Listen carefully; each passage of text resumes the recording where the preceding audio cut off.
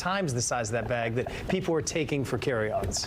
I have recently had someone tell me we have one of those foldable, collapsible strollers, and we know it can fit in the overhead, and my husband very much knows it can fit in the overhead, but there's been a couple times where they said, you can't do it, you got to check it at the door.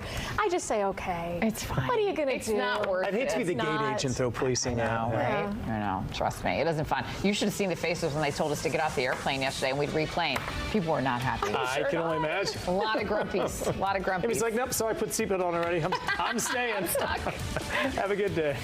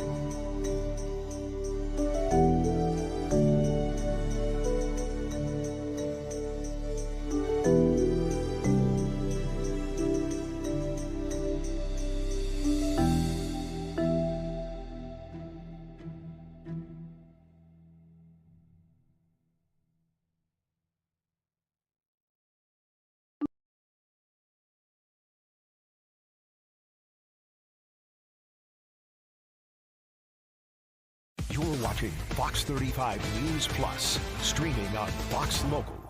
Well, good morning to you and welcome into Fox 35 News Plus. I'm Garrett White, and thanks for joining us on this Monday morning live on Fox Local and on YouTube. We appreciate you joining us this morning. Hope you had a good weekend and now getting back into the swing of things, starting a new work week and also getting closer, just a week away to the start of school as well. I know kids and some teachers probably too don't necessarily want to hear that, but we are getting up closer to that time of year, so I know a lot going on, and we appreciate you joining us this morning to get you caught up on what's happening in the news. We are coming up later in the show going to talk with Tharin White, the lead publisher of EYNTK. I got some new details today about Howl-O-Scream, the Halloween event at the SeaWorld Orlando. That's just a few weeks away from starting, so we're going to talk about that coming up in just a little bit. The future of the Florida GOP. We heard from over the weekend a number of players on the political scene here in the Sunshine State talking about the future of the Republican Party. Governor DeSantis, Byron Donalds, a number of others speaking at the Florida Freedom event forum over the weekend, and we will have more on that coming up in just a little bit. A disturbing case out of Clay County where this morning we have learned that a 14-year-old boy in Clay County has now admitted to killing his parents. That's according to the sheriff's office there.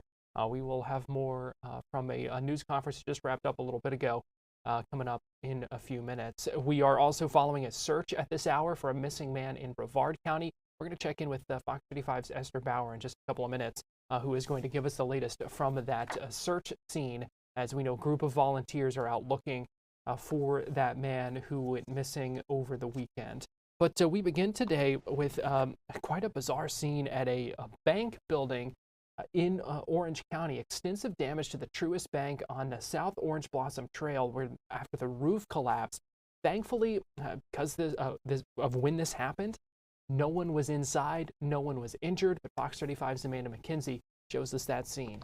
Well, the damage is just shocking. It looks like something out of a movie, or when a tornado hits or a bomb explodes. You can see that roof collapse right behind me beyond this yellow caution tape.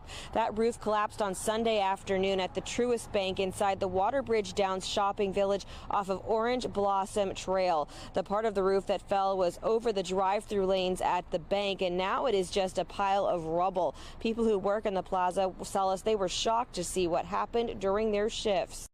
Yeah, it looks crazy. Pretty scary because it was really close to us, and we also don't know what caused. Fortunately, the bank was closed Sunday afternoon when it happened. Orange County Fire Rescue says they got a call from someone saying the drive-through roof collapsed. Officials say no one was reported trapped or injured. Now building inspectors are trying to figure out what caused it to collapse. Truist tells Fox 35 that they're working to figure out just when this branch may be able to reopen again. Reporting in Orlando, Amanda McKenzie, Fox 35 News. Yeah, certainly significant damage, as you could see there. Certainly glad no one was there, no one was hurt. Florida Highway Patrol are searching for the driver involved in a deadly hit and run. This happened last night at a busy intersection in Orange County, and Fox 35's Marley Capper has the latest on that. We know the man who died was 48 years old. This happened last night before 9 p.m. So the scene has been cleared for quite a while, but we are here at the intersection of State Road 436 and State Road 50. Now, we know the man was crossing the street in a wheelchair when he was hit. Troopers tell us the man was not in the crosswalk when he was crossing the street and that he later died at the hospital. Investigators are now searching for a dark-colored sedan. If you know anything, you're asked to contact Florida Highway Patrol or Crime Line at 1-800-423-TIPS. Again, that is 1-800-423-TIPS. If you know anything or you saw the situation, you're urged to call them. And so still the search is on for that suspect. Again, not a whole lot of information there, but if you do know something, you are asked to call investigators. We are also following up on efforts to find a missing man. Brevard County deputies trying to find this man from South Florida who was on vacation with family this weekend in Inglewood and then left that area Friday morning to visit more family in Brevard County. Fox 35's Esther Bauer joins us live now via Zoom. And Esther, we know a group is out and about or getting ready to begin a search looking for this man. What do we know? Garrett, so we're here in Mims right now on Hammock Road, and I'll flip my camera around so you can see that search party is starting to gather right here. All of these cars lining this gravel road, which is Hammock Road. We have one lady bringing up some Gatorade and some snacks, just walking up. So we have several people. These are volunteers. These are family members, but they are searching a very wooded area. If I also walk, you can see we're in kind of a swampy area. There's a lot of standing water, a lot of woods, a lot of forest. And this is the area they want to search to try to find this missing 18-year-old. Giovanni was last seen on Friday around 1:30 in the morning. Now we're told he was visiting some family, and deputies then believe that some kind of argument took place within the people he was in a vehicle with. And deputies say that he got out of the car around 1:30 and hasn't been heard from or seen since. So we know Brevard County Sheriff's Office is working this case. It actually looks like we have some investigators walking on scene, joining the search right now, seeing some gentlemen with folders walking up. So we do have Brevard County investigators on scene as well. Again, this is a volunteer search effort that law enforcement is also taking part in, but just a lot of fear in the community. This missing man, 18 years old, has not been heard from or seen since Friday around 1:30 in the morning. And the family tells me they have searched other areas across the state. He was traveling from South Florida. He was on I-75, State Road 70. So they spent the weekend searching those areas. That has now brought them here to Mims to start another search. So we're going to see this group, I'm sure, start to spread out, combing through the forest, but just really holding out hope and praying that Giovanni will be found safe. Esther, why that area? Is that the area where you said he kind of got out of that vehicle, or why are they searching this particular area? So we're still working to confirm exactly why here, but what we do know is he was with family in Mims. So this trip kind of across the state was taking him through Central Florida, the Englewood area, and then ultimately in Brevard County. So we do think that he was here in this area, specifically in Mims. Not sure why the forest quite yet. We're working to confirm those details. The family should be coming on scene very soon. And so we'll obviously be speaking with them about why here and what they're possibly looking for to find. Yeah, certainly can understand the concern from the situation. So Fox 35's Esther Bauer, really appreciate you joining us this morning and giving us a live update from that search scene. Absolutely. We'll keep you posted with what they find. All right. We're going to take a break and we'll be right back.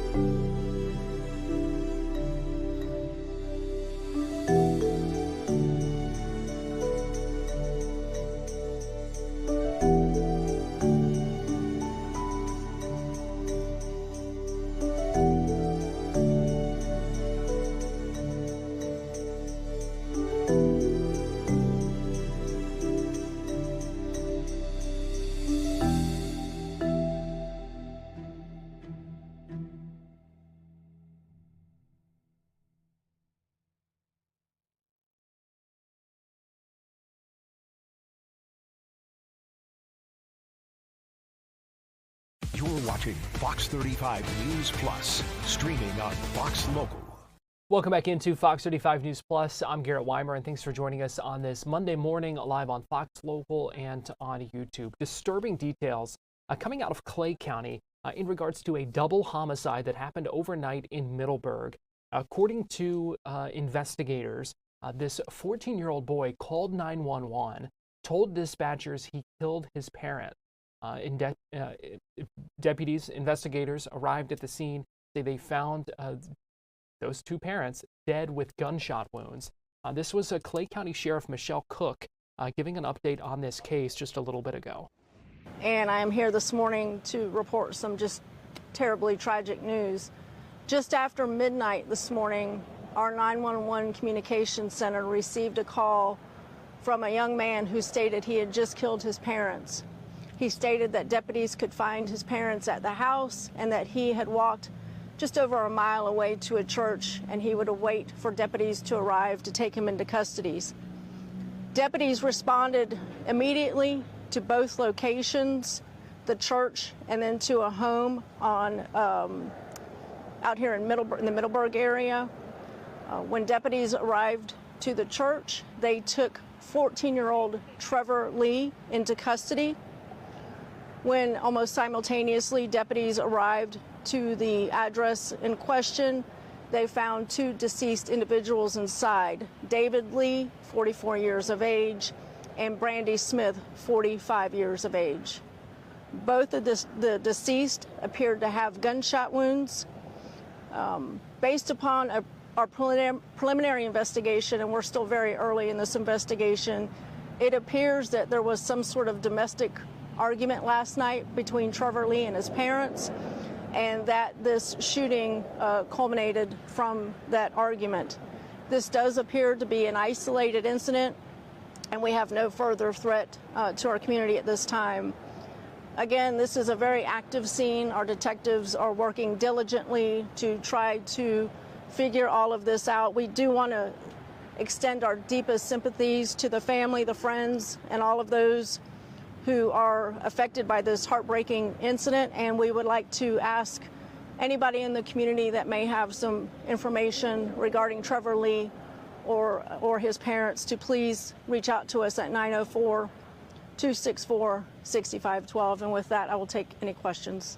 Did the teen have any prior mental health history, anything like, visiting the guidance office at, school, or any therapy, any Baker Acts?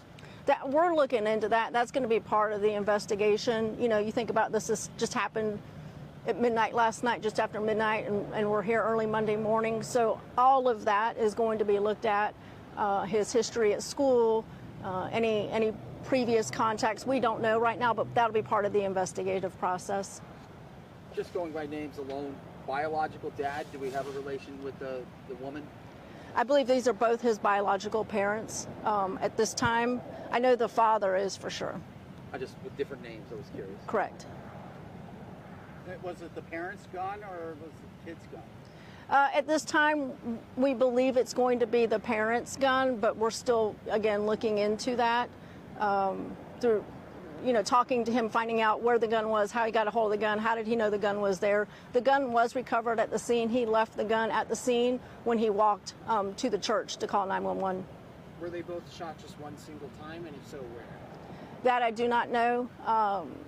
Again, part of the investigative process. And additionally, was there anyone else in the home, maybe a sibling who was obviously not harmed but was just in the home? At this time, it appears that only Trevor and his parents were in the home when this incident occurred. Anyone else? Anything else? Again, appreciate you guys coming out, and just, again, if any citizens have any information about Trevor Lee, please give us a call, 904-264-6512, or send us a Safe Watch tip. Thank you. Real quick, do you know if you've had any incidents at the home? Have you guys ever had to respond to the home? I don't know the answer to that yet. That's going to be part of the investigative process. Listen, we're still early, very early in this. Detectives, our crime scene technicians are still on scene. This is very, very early in this. Thank you. Fox 35 Storm Team meteorologist Brooks Garner joins me now. And Brooks, things are starting to get a little more active in the tropics. They really are, Garrett. Yeah, the tropics are waking up, and also our local weather pattern will be waking up. We're going to trade the steam heat for lots of storms, and we're going to see today as sort of day one in that transition for a much more active pattern, although most of the rain will hold off until commute time and then through the evening and early tonight. So we're going to have another hot day today and tomorrow, highs in the mid-90s both days, but our rain chance today ramps up to 60%. And we're going to see that really coming together by 6 o'clock. Look at this radar, future radar. You can see really heavy rain potential. Could be some localized ponding on roads, lots of lightning, a couple of examples of damaging wind gusts, and what could be rain lingering, especially on the Atlantic coastline through 10 o'clock or even a little bit later. Now tomorrow, our rain chance goes up to 70%. It's all thanks to a front being draped across the region, across North Florida, helping to focus the showers and storms over our area, which will actually be a welcome change for a lot of neighborhoods because, Garrett, we've had some spots that haven't had rain in a week. My house being one of them. And wouldn't you know it, our sprinkler system broke, so everything's dry. It's really, really dry. 60% chance for rain from Palm Coast down to Kissimmee today, about a 40% chance on the immediate coast. We're going to see rain chances going up as we go through the week. So frequent lightning, that's going to be one of the biggest threats to life and limb. Be really careful out there. We've had some vivid lightning and more of that on the way for today. Blinding downpours on the roads and severe wind gusts, all in the cards in any storms that form. Okay, in the tropics, here's your tropical update. So we've got an area of disturbed weather offshore of Florida with a 30% chance of developing. There's a brand new tropical storm, no threat to the U.S. The name is Dexter. It's moving north of Bermuda, and a tropical wave moving off of Africa that has a 50% chance of developing as it comes down the pike. So just like last year, almost in lockstep, once we turn the calendar to August, a whole new chapter in the hurricane season, a much more active chapter at that. Here's a look at Dexter, tropical storm located about 600 to 800 miles northwest of Bermuda. It'll be moving northeastward and only a threat to shipping lanes. The only threat it will have as far as impacts go to the east coast, as it currently impacts winds of 45 miles per hour, is we'll have some swell emanating from that, which will up our rip current risk, sending our waves between 2 and 4 feet. The first of those swells arriving today, actually, along our Atlantic beaches. So make sure you swim your lifeguard. This is going to move out to sea and dissipate over the next week or so, but Dexter is the fourth named system of this hurricane season. So far, no hurricanes out there. But along this stationary front, which is going to help to bring rain to our region today, right through the end of the weekend, we could have another area of low pressure developing, and that's why the National Hurricane Center is monitoring this, giving it a 30% chance, a low-end chance, but a significant chance of development, a slow development. And a lot of the models take whatever develops up into the Carolinas, but some of the models bring it into Florida. Here's how we track that. This is the European model, our tropical moisture tracker. See all the blues? That's some deep tropical moisture. Looks like it'll pool to the east and result in what looks like the development of low pressure once we head toward Thursday. Whatever develops this, well, the European model brings it back into Florida for this weekend as Bermuda high pressure nudges it back west toward the peninsula. That would result in a lot of rain for us. Not necessarily like an organized tropical system, but just a lot of rain. So things are going to be very active here for several reasons.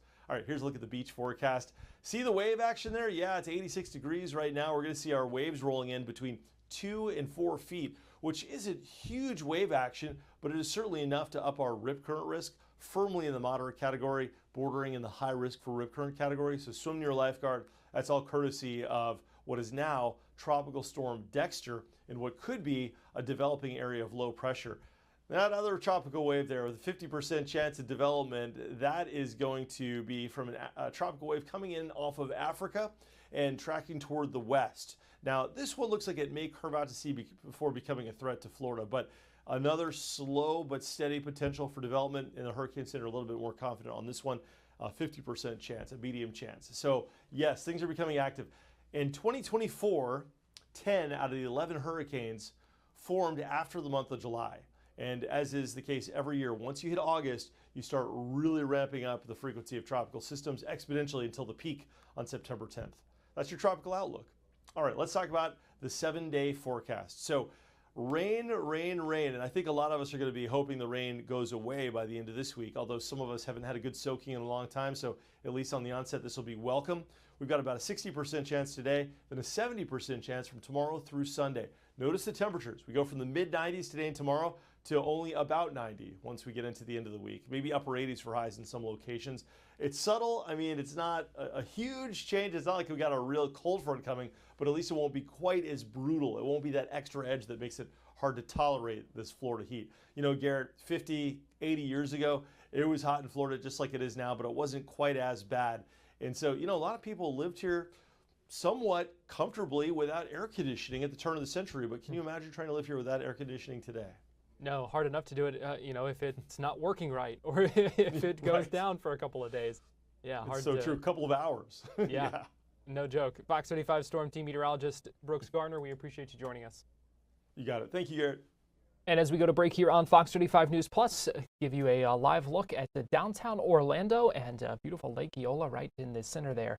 We're going to take a quick break here on Fox 35 News Plus, but we'll be right back with more next. So keep it here on Fox Local and on YouTube.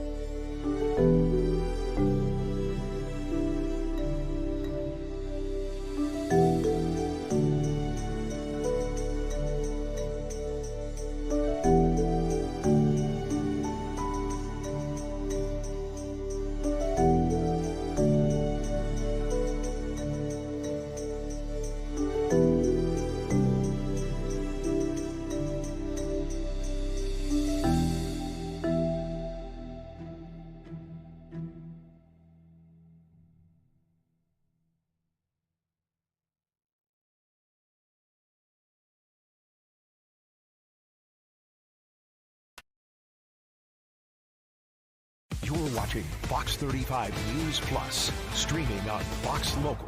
Welcome back into Fox 35 News Plus. I'm Garrett Weimer, and thanks for joining us on this Monday morning. Big weekend for Florida Republicans who had some big names headlining the Florida Freedom Forum in Orlando over the weekend. We know that the Republican Party dominates Florida politics right now, but we heard in a speech from Governor Ron DeSantis, he warned that a couple of things could give Florida Democrats an opening. He said complacency is one of them. The other one, Republican infighting. Interesting for him to talk about that after we saw him go head-to-head with some of the Republicans in the state House during this past legislative session. We also heard from Congressman Byron Donalds, who, of course, is running for governor next year. He spoke with conservative influencer Benny Johnson about his mission to de-wokeify Florida, and also talked about his position on redistricting Florida. I want to play for you a portion of those remarks from Governor DeSantis, from Congressman Donalds at this event over the weekend. We're here. We've got a 1.3 million registration advantage. You have every single statewide office has a Republican. We have almost a 3-to-1 majority in the Florida House. We have, almost almost 2/3 majority, more than 2/3 in the Florida Senate. We've got 20 Republicans in our congressional delegation. Now, I did have to veto the legislature's map, and so I get this one, but be that as it may. And so you have that. So you can even see, and then I think in the counties, I think we won 62 of 67 counties, including Palm Beach, Miami-Dade, all this stuff. So you could sit here and be like, yep, we've done it. And my message is just don't get high on your own supply. You're only as good as what you're doing for people going forward. There's nothing permanent in politics. People are up, and then they say, oh, there's going to be Republican forever, and then all of a sudden, things shift, and other people can do. I don't think the threat to the Republican Party of Florida right now is as much that the Democrats are going to get their act together than that we, as Republicans, or some Republicans, fumble the ball. And here's my thing, bottom line. A political party is not an end in of itself. If you're a Republican just because you like the cocktail parties, you do all that, look, it's a free country. I'm not saying you can't. That's not why I'm a Republican. I'm a Republican because I think it's a vehicle to deliver policies that I believe in and that can make people's lives better. That's what it's all about. So you can have an R by your name, and I guess, that's obviously better than having a D. At least you had the sense to do that. But if you get elected with an R by your name, that doesn't give you license to smuggle leftism into the Republican Party. It doesn't give you license to do things that are not consistent with what got us here and what led to these big numbers. Because I can tell you what led to the big numbers more than anything, the results that we produced drew a sharp contrast with the Democrats and the left. And like President Reagan said, it's about bold colors, not pale pastels. Everybody in this state who's voted knows that there's a huge difference between our party and the Democratic Party. If you want your kids indoctrinated in gender ideology, you're voting Democrat. You're not going to vote for us. That's very clear in people's mind. If you believe that being tough on crime and law and order is important to you, you're voting for us. You are not voting for them. If you believe in education freedom, you're voting for us. You're not voting for them. Everybody knows because we've drawn a very clear contrast. And we've drawn the clear contrast by being very strong on conservative policy, being strong conservatives, not being wishy-washy, not just sitting there and trying to cut the difference, not making it muddled to where voters don't know. The reason we've grown the party is because people know you stand for something.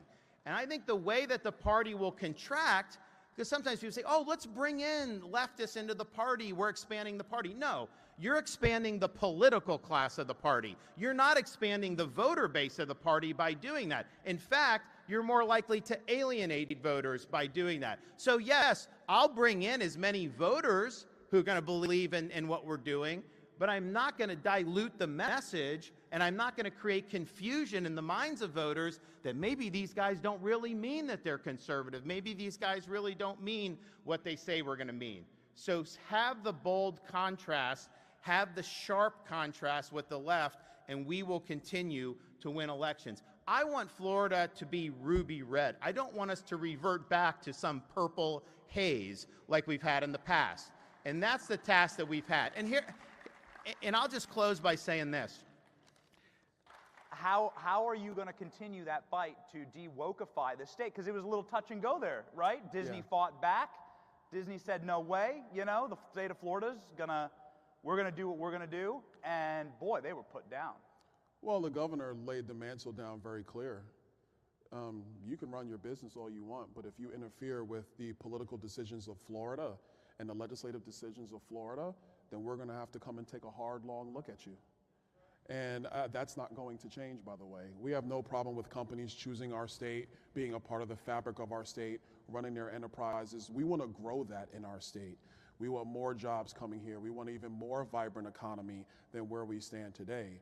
But there is going to be a clear dividing line, and that is the legislative and political matters of our state are going to reside with the governor and with the state legislature, and they're not going to be up for discussion with corporate America. It's just the way it is. Good. Strong leader. So you said Florida is the most free state in the union, and there was a challenge against that recently. If you want to piss off a group of people, say that to a Texan. Texas has decided to go redistrict. Yeah. Did anybody see this? So Texas added 5 new congressional seats for Republicans. And they said, yippee-ki-yay, you can try and stop us.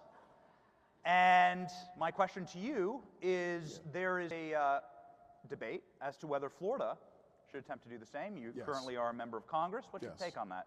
So you're not going to like this answer, but as a member of Congress, I do not engage in redistricting conversations. Yep. And the reason why, to be blunt, is I don't want to be in a redistricting lawsuit. Yeah. Don't want to do it. Got it. So what I would say to the governor and to my colleagues in the legislature, I believe that you should always be looking at the makeup of congressional districts to make sure they're representative of the people of Florida. I will leave it at that. All right. Here's the trump card for whether Florida or Texas is a better state. Only one state has... Oh, wait. Yeah, please. I forgot to talk about Texas for a moment. Please. Okay, go in, Governor. I love my colleagues in Texas. I know a lot of them. Great state. It's awesome that they're number 2. It is awesome. And my Vivek Ramaswamy, he's a good friend. Vivek and I really, started developing a relationship through the campaign. And he's running for governor of Ohio, crushing it, doing a tremendous job. He's going to be the next governor of Ohio, and we're really excited for him. But Vivek said that, we're going to make Ohio the best state in the country. And I looked at him and I go, number 2 is a great goal. Great goal. But Florida's number 1. Yeah. That is not going to change. If you want to end this argument immediately, there's only one state that sends Jasmine Crockett to Congress. Is that true? Yeah. Okay. But you just went there, man. Oh, you just went there. You went there with Jasmine. Oh, yes. Oh, boy. Well, you got to work with her every day. How's that going? You gonna be in one of those TikToks? You gonna be dancing down the hallway? No. To Kendrick? No. We're not gonna be dancing down the hallway. Okay. I mean, honestly, look, I feel bad for the Dems. I don't, to be honest with you.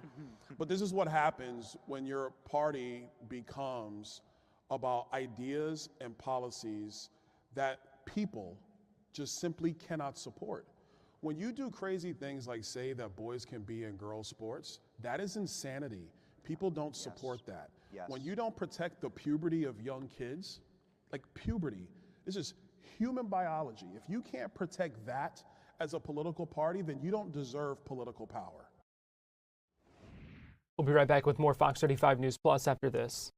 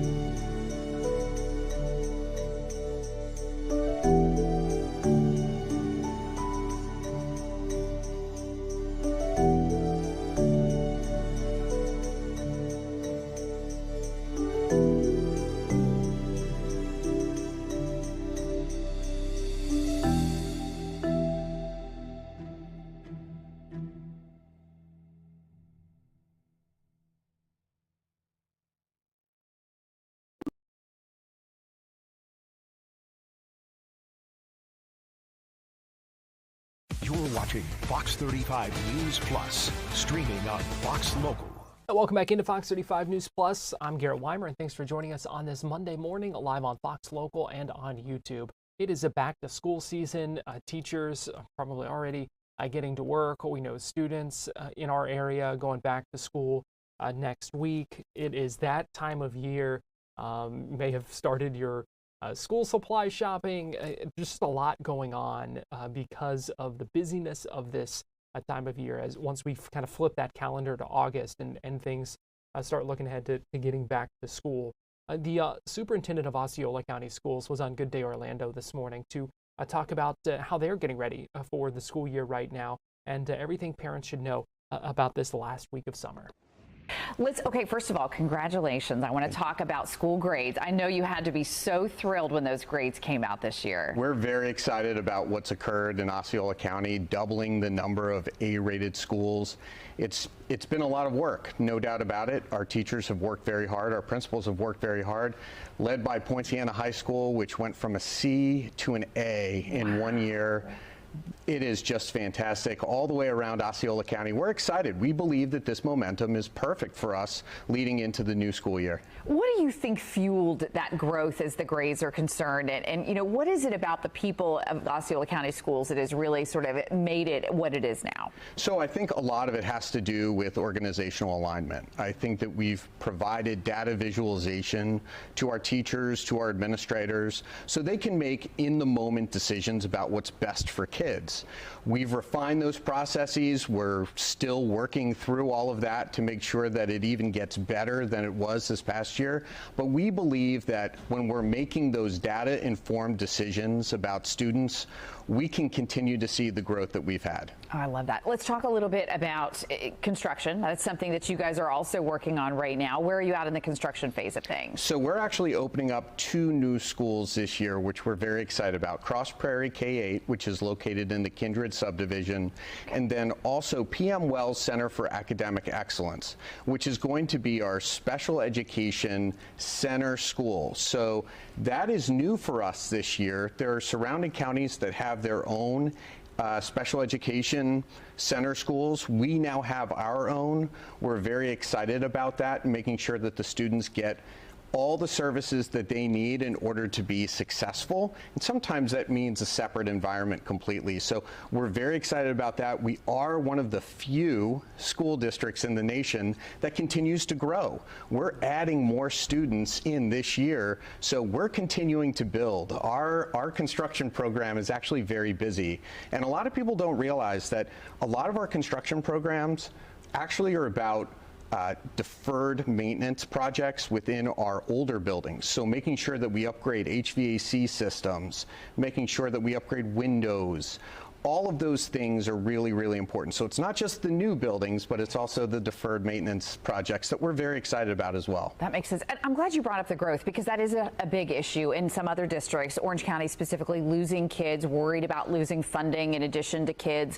What is it that you're doing that you think is keeping those schools infused and growing as opposed to the opposite? So there's a few things. Number one, I think we're the best option for families in Osceola County.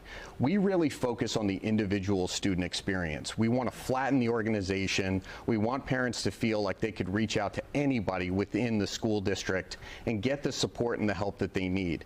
We believe that that individual approach to education has made a big difference in Osceola County and will continue to be one of those anchor characteristics of the school district of Osceola County brand moving forward. Let's talk about cell phones. This is also a big issue in a lot of districts, and I know it's a struggle. It's a struggle for the kids, the educators, right? And what is your vision on cell phones, and what is the policy going into the new year? So we've actually had a policy in place for 2 years. Our evolution in cell phone policy kind of mirrors that in Orange County. So 2 years ago, we put into place a cell phone ban. So bell to bell, our students couldn't use their cell phones or headphones. We wanted them to become present within their learning. We actually think that that has really been an accelerator for us in terms of the achievement that we've been able to realize. Interesting that it goes hand in hand. Yes, Yeah. but what I really like about the cell phone policy is that now when you go to our lunches in our middle schools and our high schools, they're actually quite loud. And that's because students are interacting with each other in a very organic way. Call me old-fashioned. I went to school when there was no such thing as cell phones, so we had to talk during lunch. But we've actually found that that's really broken down a lot of barriers. There are kids that are making new friends within different friend groups, and it's all been very positive. Nobody's missing anything as a result of not having their cell phone. So when everybody looks around, they're having the same experience. It only takes a few days for everybody to get used to the fact that there's no cell phones anymore. And you know, everybody is just fine without them. I love that. Well, it's a great way to end this interview, because it's certainly a high point. Great to see that you guys are having so much success in Osceola County schools. And thank you so much, Dr. Shannon, for coming and talking to us and our viewers this morning. Next week, are you ready for the big day? We are ready. Okay. We are ready. Day one. It's approaching. We're so excited. What is your plan for day one? Do you sort of try to get around to a bunch of different schools, or what do you usually do on the first day? So the day starts at 4 a.m. at our bus depot when our first bus rolls, and then it's 10 schools that day, and then I finish with my team in the afternoon. We do a full debrief of every school, and I'm just excited to get started. It's just not the same over the summer. I mean, it's good to recharge, but we derive our energy from the kids, so we can't wait for the students to get back. Well, ready or not, it is just about here. Again, 1 week out from the start of that. We are going to take a quick break here on Fox 35 News Plus, but we'll be right back after this.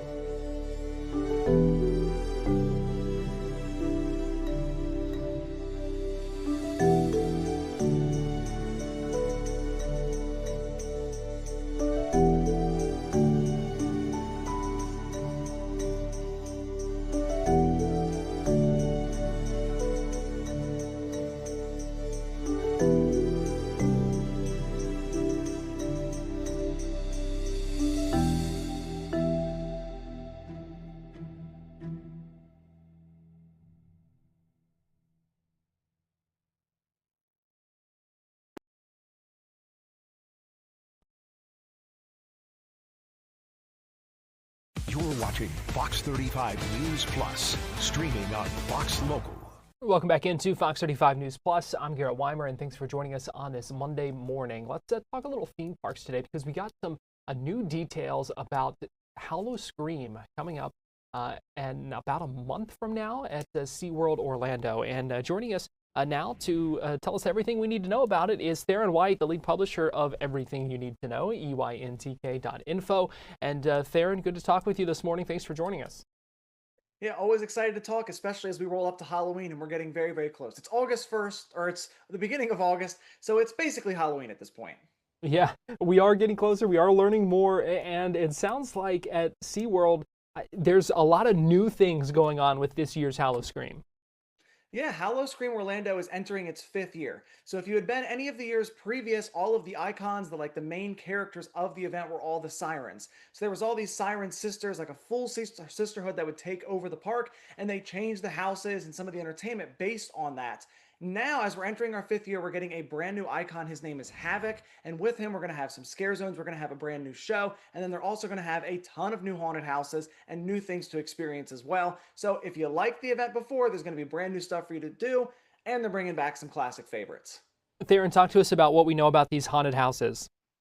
So there's going to be 3 new haunted houses. They just announced this, so for anyone watching, I got to read all this. We've got the Widow's Nest, the Collector's Curse, and the Raveyard. The Raveyard is the one that stands out to me the most. You're going to be basically entering into a graveyard with a bunch of music and lights and strobes and all that stuff. So it's going to be like if EDC meets the underworld as you're going through there. So I think that's going to be a really, really exciting and fun house, because not every haunted house needs to be just in the pitch black dark with jump scares. Sometimes just the idea and the vibes of it is the most fun. So of those 3 new ones, that's definitely my favorite. And then returning is also my favorite that they have ever done at the event. It's Farm 51. It's basically like what you think of in the 1950s when they had like the aliens coming down to attack the poor farmhouse. We've got the, the gray and the green aliens, and they're very signature old school cartoon looking spaceships and stuff like that, and they're taking over. So I love that because it's a little weird, but its weirdness is what I love so much. What about the scare zones? 4 new scare zones announced too.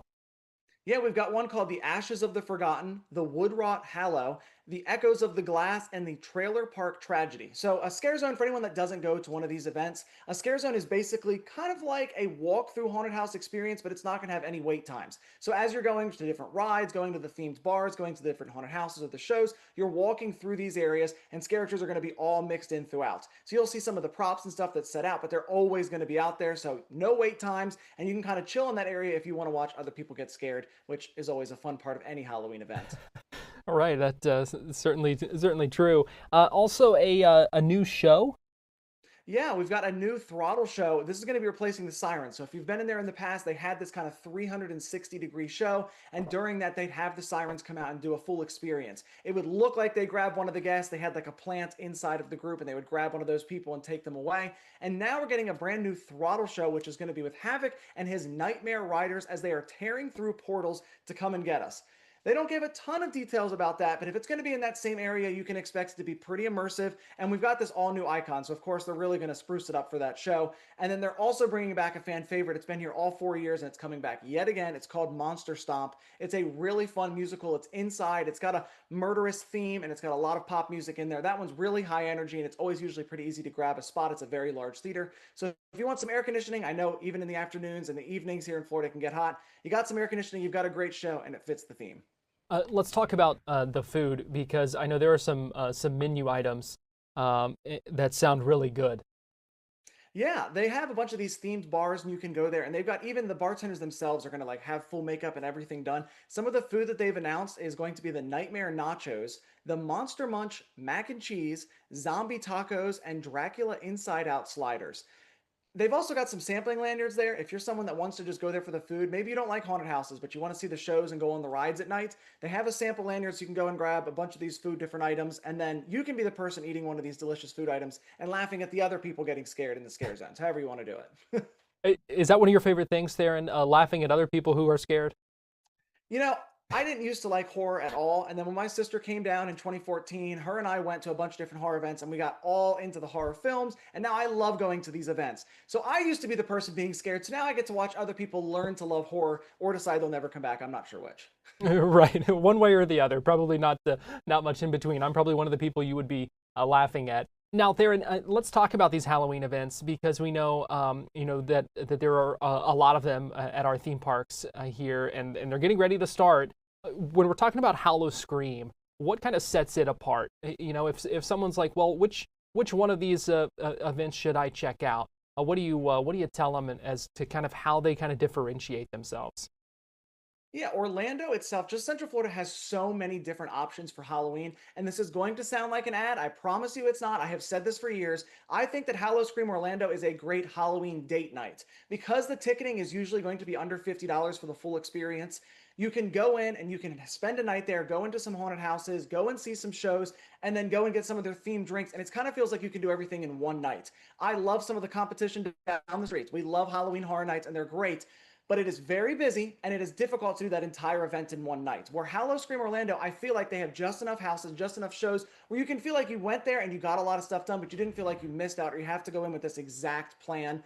Halloween Horror Nights has a lot of stuff going on. It has those shows, but of course, because there is so much and because they're so busy, sometimes people feel like they need to buy the express. That's where I feel like the Howl-O-Scream Orlando is great. I've gone there every single year since they've begun, and I feel like in that night I've taken my sister, my families, and others, and we just feel like we really get an accomplished night. We don't feel like we have to get there right at the opening. So in that sense, it's a really relaxed, fun, exciting evening. And by relaxed, I mean, of course, you're going to get scared. But relaxed in the sense we don't have to pre-plan your whole event out like that. We've got the more family-friendly stuff down the street, of course, at Walt Disney World and at Legoland. But if you're looking for something that's kind of spooky and here in this area, I love that you can go on the rides, get some themed food, go see some shows, go in the haunted houses, and feel like you did it all with one price in one night. And still have time to sit and laugh at the other people who are scared. And you can do that all the time you want. I mean, I think they have, I know their season pass is around $100. I think it's a little over $100 if you want to go every single night. And then you can just sit there and enjoy the night every night and just watch everyone get scared. There you go. Let's shift gears here a little bit and talk about something at Disney because today is a big day as work gets underway for the Buzz Lightyear ride. Yes, Buzz Lightyear Space Ranger Spin is going under a huge refurbishment. It's going to be opening back up in 2026. I'm really excited to see that they're going to be changing this up because they're not really changing the theme too much. It's still going to be that really bright, energetic ride that we know and love, but they're going to be fixing some of the things that we've had issues with. So if you go to any of the other Buzz Lightyear theme style attractions around the world, you can actually pick up the gun and shoot your target. Ours, we shoot a laser, but when you have that many people in a single room, it's very difficult to be able to know which one you're hitting. So you saw Stephanie there just a minute ago testing out these new targets that are going to react, they're going to light up.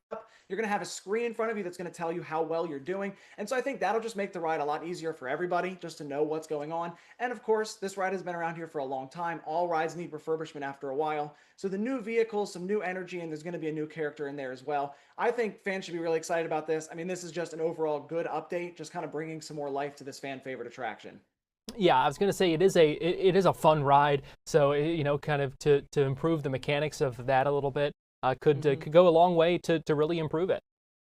Yeah, and I mean that's just great. I mean, we're going to go back and there'll probably be more uptime, more things that you can see. And for anyone that loves this ride, when they do a refurbishment like this and they don't really change it, that means that your fan favorite ride gets to stay along for a lot longer.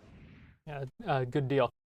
Tharin, let's also talk about something at Universal because we are now just a couple of weeks out from the closing of Hollywood Rip Ride Rockit. Construction underway all around it already. Yeah, August 17th is going to be your very last day to go on this attraction. That is going to be on a Sunday, so if you don't go then, you got to just say goodbye in your mind, I guess. I just went last night with my friend. I'm probably going to go again. I personally love this attraction. It's been around since 2009, and it really feels like it's an iconic part of the skyline of Universal Orlando Resort as a whole, really, because you can see it from multiple parks and the hotels. It is going to be tore down, and we're getting what is rumored to be an upcoming new roller coaster that will be taking its place. You can see that they are doing extensive work to get ready for this. This is not just a teardown project. It looks like they are getting ready as fast as they can for what's going to come next. We don't have any official details for that yet. Again, it's rumored that it's going to be a roller coaster, but we really don't know. We'll have to see more details, but you have until Sunday, August 17th to be able to check out this attraction. Yeah, that time is running out. Like you said, it has certainly been an iconic part of the park. Yeah, it's been around for a long, long time, and they've even changed some of the music and the hidden songs that you can do for different events, for anything that could come down. They've even had like specialty businesses have rented out that ride specifically, and you could listen to their music. So I love that they've been able to change that up. I love the hidden song aspect, but Universal has proven over the past couple of years they really know how to make roller coasters. So if that is what we're getting, I'm very excited for its replacement. Yeah, what are we hearing? What are some of those rumors about what it might be? The top two rumors right now, both of them say that it's a roller coaster. It's just that one says it's going to be based off of Ghostbusters, and the other one says it's going to be based off of Fast and Furious. So Universal right now is building an incredible looking Fast and Furious roller coaster at Universal Studios in Hollywood. It would make sense that because that one is being built by Intamin, that this one could be built as well. You basically get a 2-for-1 deal and say, look, we want you to build two incredible roller coasters, same general design on both coasts. Probably gets Universal a discount, and then fans would love it as well. Because of their layouts, they can't literally be the exact same coaster with the turns and twists, but I could see them doing similar ride systems. The vehicles over in California are going to be able to completely spin 360 degrees and make it look like there's cars on the track that are drifting and turning.